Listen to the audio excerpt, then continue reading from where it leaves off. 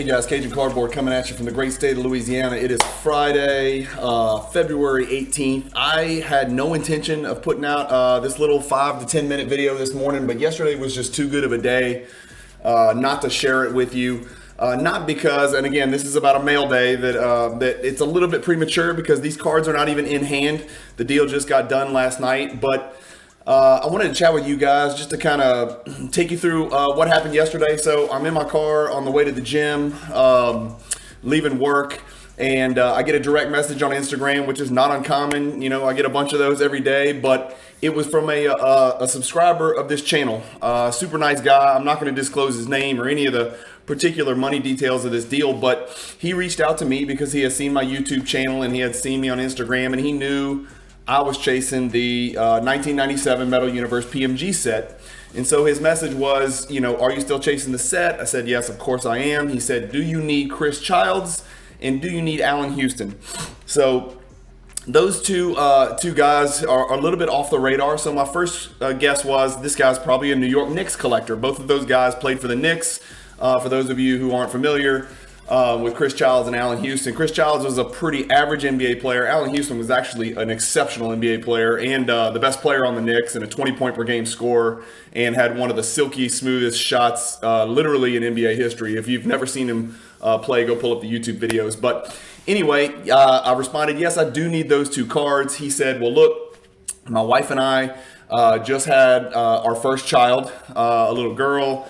We're looking to buy a house, you know, all of it's happening real quick. He's like, PMGs have made a little bit of a run up, so he thought it might be a good time to move those PMGs. And then he told me, and this is what's really got me cooking this morning. He said, I'm reaching out to you first because I know these cards would mean something to you. They meant a ton to him because he was a big Knicks fan. He's a big Knicks collector. I went and looked at his Instagram page and it's covered with Knicks stuff. I gave him my condolences for being a Knicks fan in the modern era, since it's such a turbulent fan base and organization. But just jokingly, of course. And he asked, and this is something that I want you guys to keep in mind. He said, "Hey, can we chat on the phone for a few minutes?" And the reason he asked that is because we were significantly apart. Okay, he wanted X for the cards. I was pretty much at 1/2 of X. And I even responded by message and said, look, we're not close. I really appreciate you reaching out. Number one, I appreciate you watching the channel and subscribing. But I really appreciate you reaching out to me. It really means a lot to me. Thanks for watching. And I thought that was going to be the end of it. He said, hey, can we chat on the phone? And so something that doesn't happen very often actually ended up being the reason the deal got done. So he called me, just before my workout. We talked on the phone for about 10-15 minutes. He explained the two cards, where he got these precious metal gems, how long he's had them, what they meant to him. And we just kind of talked, we just really bullshitted a little bit about the Knicks, historically, these two players, the organization, all that stuff. I kind of told him my story. He told me his story. And it brought us closer. And so we ended up, we got off the phone that first time. I said, look, I'm about to go in here and work out real quick. Hit me back in about 5 hours after this workout. And I'm just kidding. It was like a 45-minute workout. So I said, hit me back in about an hour. Just call me on my cell. It looks like we're too far apart. Just think about it. If a deal works out, great. If not, no big deal. I appreciate you reaching out to me first and giving me a chance at these cards and giving me, 2 more steps towards the completion of this set. And so an hour went by. He did call back, and we chatted in my car on the way home from the gym. I live 5 minutes from the gym. Got into my driveway, and the deal had been done. We bridged the gap just by talking through comps, using card ladder sales history. Me kind of explaining to him where I was on pricing. I know these cards meant a lot more to him than they do to me. To me, they're important because they're a piece of a set. To him, they're important because these are players he watched. He literally watched these guys play. He bled with them. He lived and breathed Knicks basketball. And so I ended up, he didn't give the cards away. I think I paid a little bit of a premium for these two particular cards. But this is just, it was too good of a story. And I just wanted to show you, these two cards. And like I said, we're calling this a mail day. I don't have the cards yet. And as you know, all my cards go to the PWCC vault. But I wanted to kind of just bring up on the screen just so you guys could see the two cards. There's nothing special here about the condition of the cards, but raw PMGs are raw PMGs. If I can put them in a PSA slab, even if it's marked authentic, it's a win, right? And so that's what I'm shooting for, is a fully slabbed 123 card precious metal gems set in PSA or BGS slabs, right? And there's your Allen Houston right there. And like I said, if you've never seen him play, go check it out. Fantastic player. But we got the deal done. And a couple of morals of the story is, number one, if you just tell the truth and you're pretty straightforward, good things are going to happen to you in the hobby.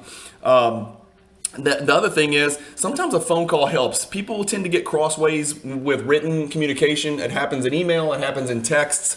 So sometimes communicating directly on the phone and explaining your position and letting somebody get a feel for where you're coming from, it's not taken as offensive. I mean, he wanted twice what I was willing to pay, and we ended up getting the deal done. That's a very rare situation in the hobby, especially when you're talking about cards that are not cheap.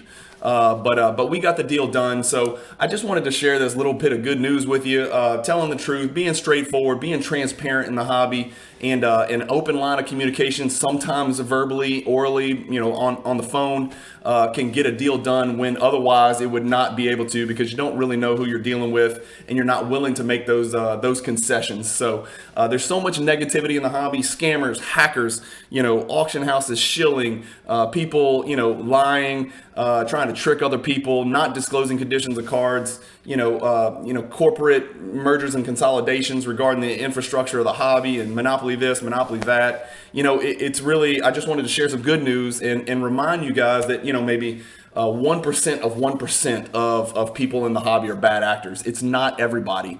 So that's it. Just wanted to kind of put this little impromptu video out there. It is Friday, so that means an Explore the Card episode just released 2 hours ago. If you haven't seen it, check it out. Click this end screen here. It's going to be a detailed deep dive into the 1992 Fleer Team Leader Michael Jordan card. If you've never seen my Explore the Card episodes, you got to check them out if you're a Jordan collector or if you're an aspiring Jordan collector. So that's what today's episode was about. But again, just wanted to share this with you guys. Hope you guys are having a great Friday and you have a fantastic weekend. Don't forget, the PWCC Premier Auction ends tomorrow night, Saturday, February 19th. The PWCC Weekly Auction number 5 ends Sunday night. We'll be doing a recap. Well, I'll be doing a recap Sunday of the PWCC Premier Auction. I'll be doing a recap Monday of the Weekly Auction number 5 that ends on Sunday. So 2 good recap videos coming up where y'all can see some big monster cards that sold, and we'll look at whether they sold for more or less than they should have, or what they have historically. But that's it, guys. Keep collecting, stay positive in the hobby. That's what this little video is about, and peace.